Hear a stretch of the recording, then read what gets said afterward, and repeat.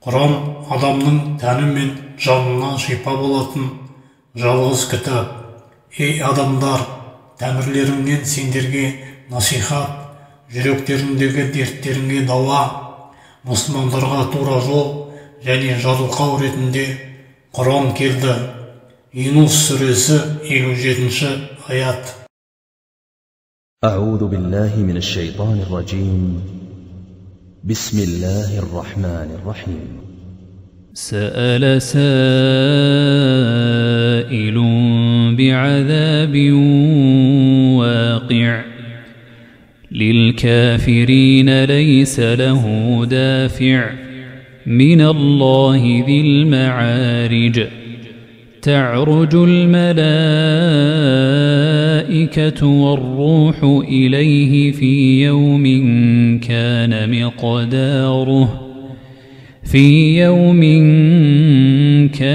مقداره 50,000 سنة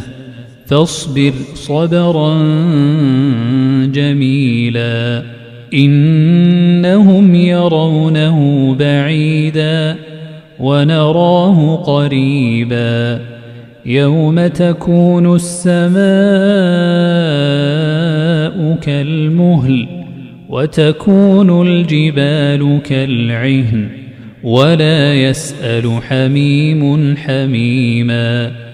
يبصرونهم يود المجرم لو يفتدي من عذاب يومئذ ببنيه وصاحبته وأخيه وفصيلته التي تؤويه ومن في الأرض جميعا ثم ينجيه كلا إنها لظى نزاعة للشوى تدعو من أدبر وتولى وجمع فأوعى إن الإنسان خلق هلوعا إذا مسه الشر جزوعا وإذا مسه الخير منوعا إلا المصلين الذين هم على صلاتهم دائمون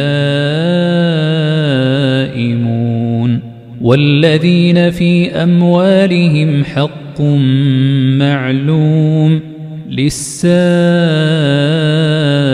والمحروم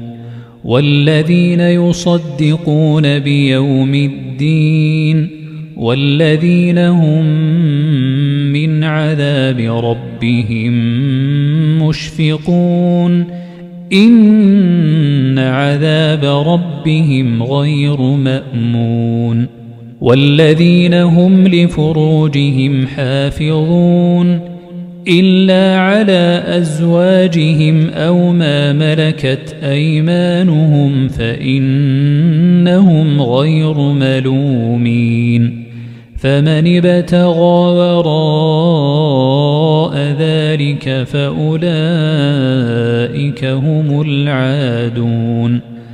والذين هم لأماناتهم وعهدهم راعون والذين هم بشهاداتهم قائمون والذين هم على صلاتهم يحافظون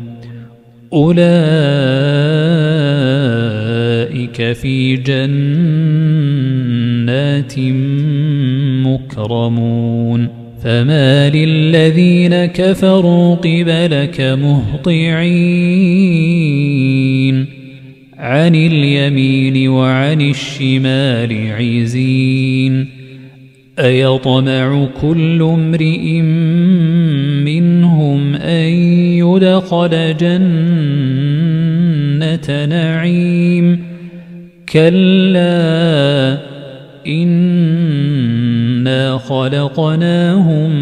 مما يعلمون فلا أقسم برب المشارق والمغارب إنا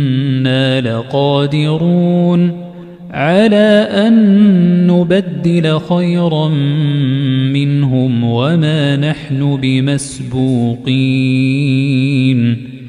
فذرهم يخوضوا ويلعبوا حتى يلاقوا يومهم الذي يوعدون يوم يخرجون من الأجداث سراعا كأنهم إلى نصب يوفضون خاشعة أبصارهم ترهقهم ذلة ذلك اليوم الذي كانوا يوعدون